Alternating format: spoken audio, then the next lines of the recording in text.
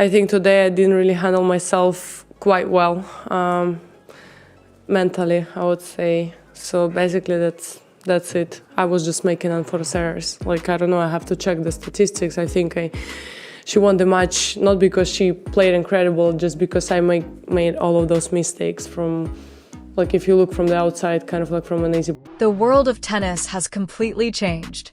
Down once again. This time, it's not about awards, rankings, or competitions. It's about a much larger issue. Coco Gauff recently disclosed startling comments from the WTA's desired Aryna Sabalenka never got to see daylight.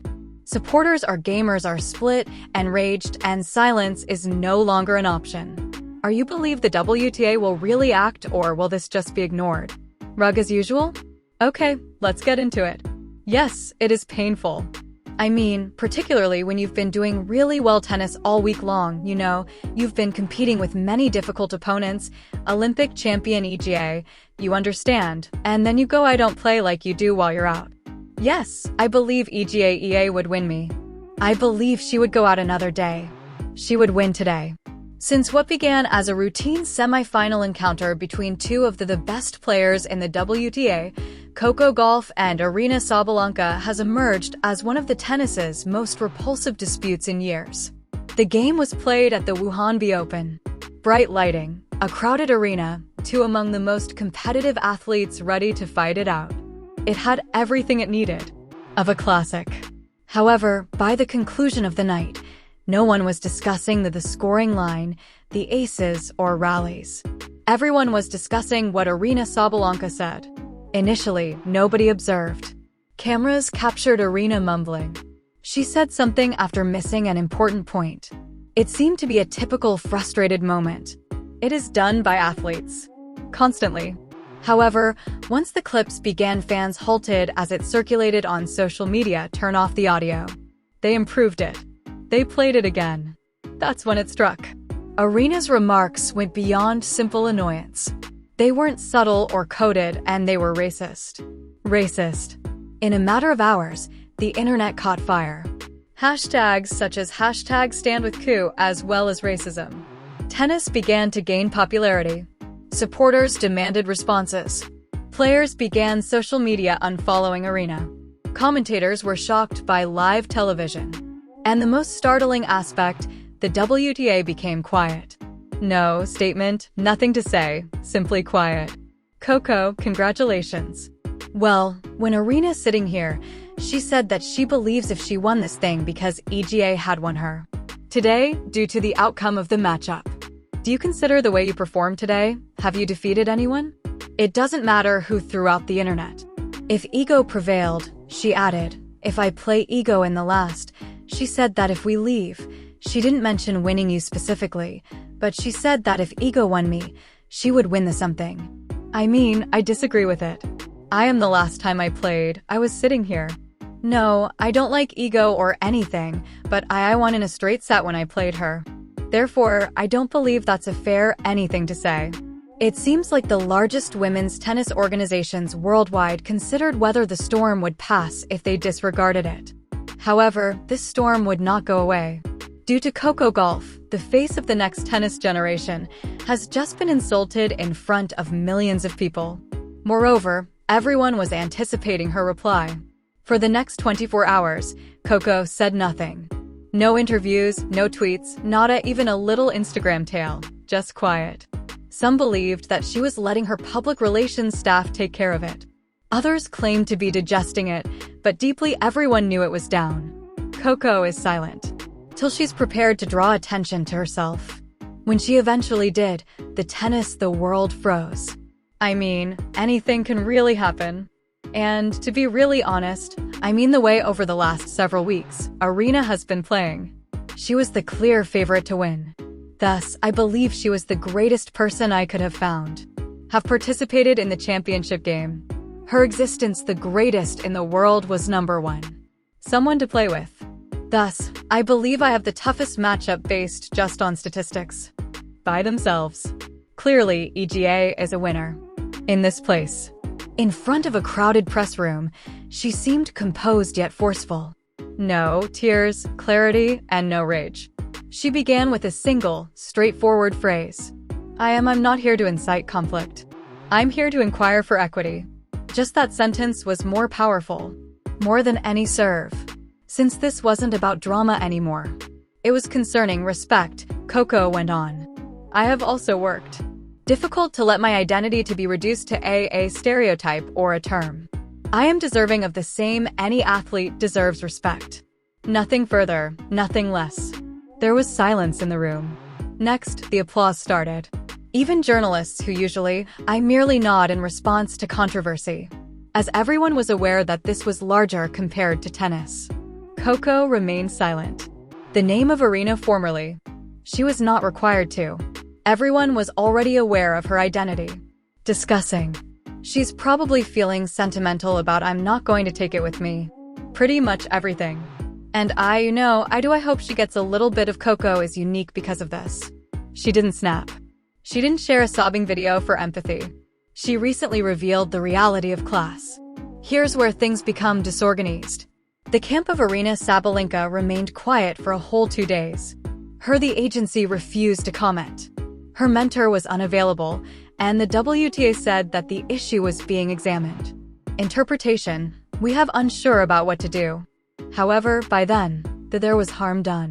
Because after the audio got viral, people began to arrive earlier interviews, prior actions, and dubious remarks made by Aryna.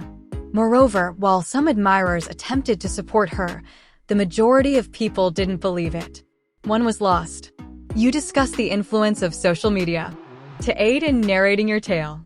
Do you consider it ultimately, you're still a little misinterpreted as you are? No, I believe that individuals today people are familiar with me as a player and I believe that people are aware of that. Alright, she is obviously hostile. She is passionate, committed, and battling for her dream. But she's also, of course, entertaining and kind, laid back and totally distinct individual. Thus, I believe that individuals may be a bit familiar with me. Shortly after the French Open, some people don't really comprehend the intensity of everything, and then you like losing the championship game of the largest competition, after which you proceed to the media immediately. And you're so agitated and angry. Yourself, and you're only attempting to understand what occurred just now, and you create this after thinking clearly. Remark and others say, if they totally forget about your identity as the rest of the time. Among the primary points of contention, she didn't intend it, according to defenders. Manner. A classic justification, huh? They stated she was under duress. They stated there was a lot of emotion. They claimed that it was a misinterpretation of words. Yes, due to racism is often more palatable when you put the blame on translation. When you see someone fail, consider it the primary item, you understand. After that, I also had to take a seat and think about everything. And express regret, as well as ensure that people are aware of what I'm saying. I was just very sentimental. I was entirely incorrect. Thus, following that as well, I needed some time to explain myself. Somewhat better. However, I now believe I'm better understood by others. Moreover, it was a difficult lesson, but it was beneficial. Me a great deal in a variety of ways. Moreover, I don't feel like humans right now. Misunderstanders continue to misinterpret me. I sense like they're even more familiar with me now. Here's the problem, however. You are unable to unintentionally make racist remarks. Stress doesn't force you to create words you've never trusted. It just makes you more authentic. Thoughts escape. And that's precisely why fans are upset, because it's not only about a single remark. It concerns the mindset behind it. In the meanwhile, Coco Gauff handled things effectively. Diego, her coach Moyano, then said that Coco shed tears after the game. Not because she didn't win, however, she worked because she felt invisible. More difficult than anybody I know, he said. Moreover, want her to believe that she is valuable reduced to a single word that devastated her. Even although Coco's parents were devastated, proud. According to reports, her mother informed her, "Grace is strength, not fragility under control." And that sentence became into Coco's new motto. The next morning, she returned to the practice court. No interviews, no postings intended to exact retribution, just concentrate. A picture of her walking inside the training facility while using headphones went viral. It was all stated in the caption. She doesn't speak. She is employed. That's Coco. One word, golf. Let's chat now. About Aryna Sabalenka's reply or absence of one. Following 3 days of quiet, at last, Aryna shared something on Instagram, and I can assure you that it made things become worse. The post made a statement. Example, during matches, emotions run high. Misunderstandings sometimes occur. I never meant to do harm to anybody. Let's go. Moving ahead with dignity. No regret, no responsibility, only an ambiguous, oops, my awful. The audience wasn't impressed. One, you didn't apologize, the commenter stated. Simply said, you were caught. Wrote, you had 3 days to think about issue. You could have just apologized, and they're correct, because when you make a mistake that's awful, strong emotions don't cut it.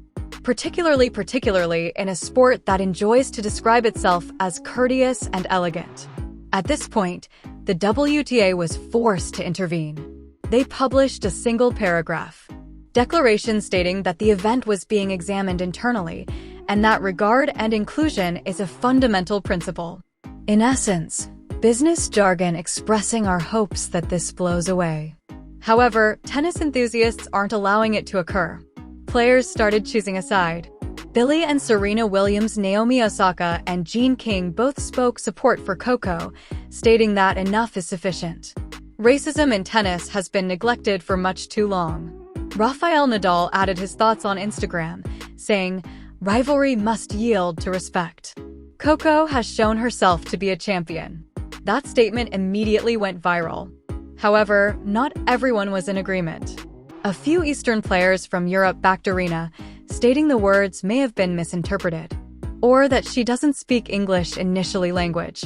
Yes, as it seems racism is irrelevant if it's expressed with an accent. That defense was unsuccessful. Lengthy. The majority of supporters called it what it was, a justification. And as the days went by, the story changed. This wasn't only a controversy these days. It was a tipping point. In the background, Coco's family was silently assisting her throughout the chaos. According to family-related sources, she was worn out emotionally, but decided not to let the situation define her. Coco Gauff, her father, revealed reporters, she's not simply a fantastic, she's a better person, player. That's what will last longer than any title. And that's just what began to occur. Coco made this turning a traumatic event into a purpose. She started collaborating with organizations encouraging parity in athletics and education. She started a campaign named Serve Right, emphasizing deference, equity, and inclusivity for young athletes. Fairness is not a catchphrase. Favor, it's a right. Additionally, the message took off quickly. Additional athletes from football, basketball, and track all started posting in favor. Educational institutions and young people began using Serve Right as an instructive example. The WTA had to recognize her movement in public. They said that they will begin adopting players' cultural sensitivity training and employees, which they had stayed away from discussing for years. Additionally, you may who is the inspiration for that? Yes, Coco Gauff. Don't misunderstand, however. This didn't make everything right all of a sudden. Aryna Sabalenka's camp continued to attempt to damage control in PR. They said that she was expressing regret to Coco in private, but nobody verified if that really occurred. In the meanwhile, reporters maintained in each interview, Coco was asked about it. And she managed it with the same composure. Tone each time. I've said what I needed to express. I'm currently concentrating on tennis. That's how you gently shut things down. Yet forcefully. Due to the fact that when Aryna was with clumsy apologies, Coco was out there, winning games. She succeeded. Until the subsequent Grand Slam, demonstrating her ability to transform suffering into power. At that point, things started to alter. Supporters began to see that Coco wasn't only a player no more. She had a voice. Each and every her performance seemed like a statement.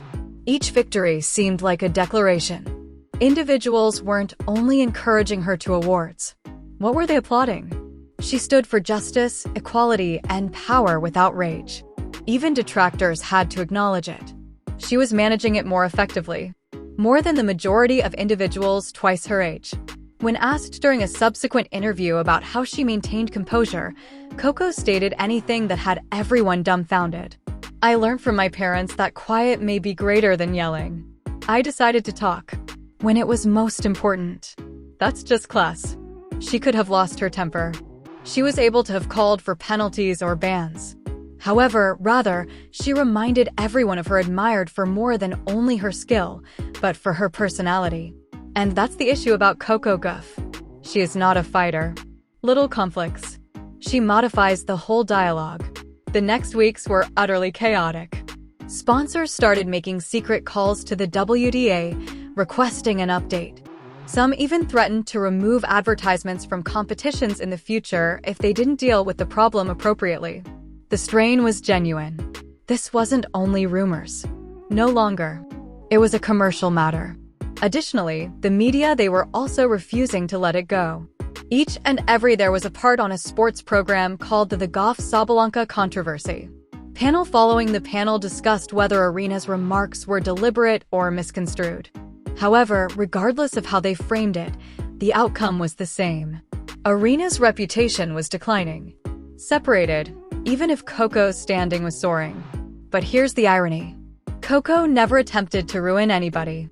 She did not advocate for suspensions or bans. She just spoke the truth and returned to labor. And because of it, the public fully support her.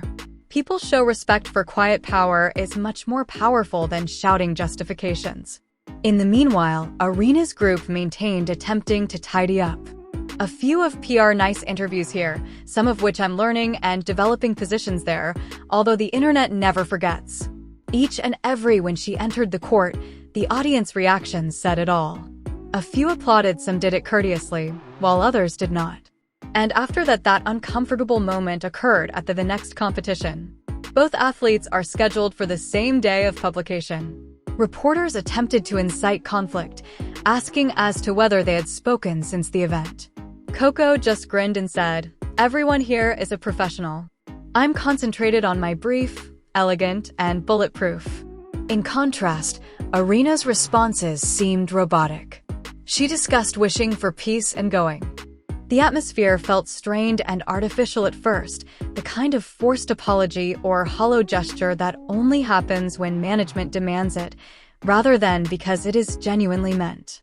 Yet, behind the scenes, Coco Gauff was quietly building something monumental while navigating the emotional struggle of the moment. She wasn't just repairing her game, she was repairing a broken standard. Then, the Serve Right campaign exploded across the internet. It was no longer just a headline, it was a movement. Social media was flooded with images of children wearing shirts emblazoned with the tagline, gripping their rackets with a newfound sense of pride. Her personal narrative shifted from a locker room grievance to a classroom curriculum, used in schools as a definitive teaching tool for sportsmanship, integrity, and reverence. Even her fiercest competitors began reprinting her open letter, joined by colleagues who had previously remained silent regarding the nuances of racism and bias within the sport.